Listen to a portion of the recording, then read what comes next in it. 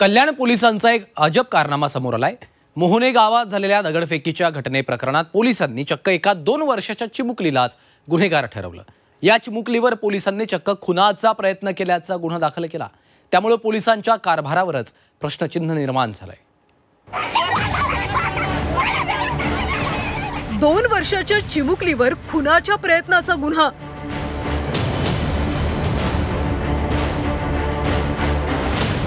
कल्याण पोलिसांचा अजब कारभार।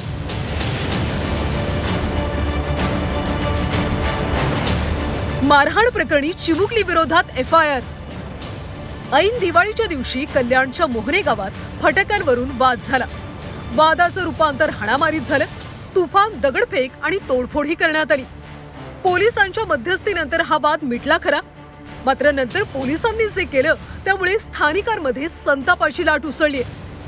दगडफेक प्रकरणी पोलिसांनी 25 ते 30 जणांवर गुन्हा दाखल केला आणि त्यांना कोर्टात हजर केलं।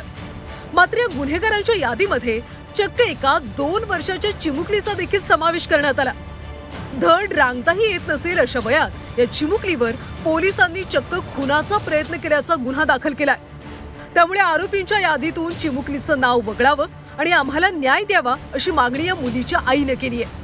फटाकड्याच्या स्टॉलवर भांडण झालंय, त्यांचा आणि आमचा काही सध्या संबंध नाहीये। त्यांनी येऊन दगडफेक केली आमच्या एरियामध्ये।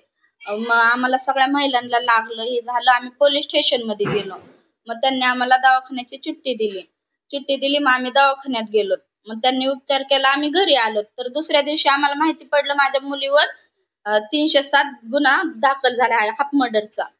मग त्यांनी काय बघितलं नाही, काय नाही, तरी पण माझ्या मुलीवर त्यांनी गुन्हा दाखल केलाय। मग पोलीस काय करतात, आमच्या गरिबांना न्याय देतात का नाही? तक्रारदाराने दिलेल्या माहितीवरून गुन्हा नोंदवल्याचा दावा पोलिसांनी केला। या प्रकरणाची चौकशी सुरू असल्याचं देखील पोलिसांनी म्हटलंय। मात्र गुन्हा दाखल करताना पोलिसांना चिमुकलीच्या वयाचं देखील भान राहिलं नाही का, असा सवाल स्थानिक विचारतायत। या कारभारामुळे पोलिसांच्या कार्यपद्धतीवरच आता प्रश्नचिन्ह निर्माण झालंय। आतिश भोईर, झी 24 तास, मोहने, कल्याण।